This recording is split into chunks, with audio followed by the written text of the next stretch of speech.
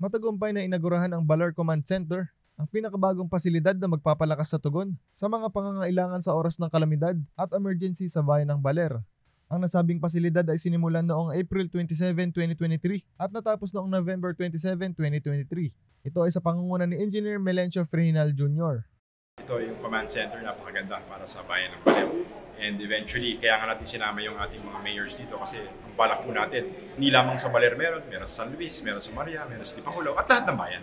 Alam mo, napaka-importante nito kasi sabi ko nga kanina sa aking speech, nagawa na natin yung mga importanteng infrastruktura sa buong lalawigan at sa bayan ng Baler.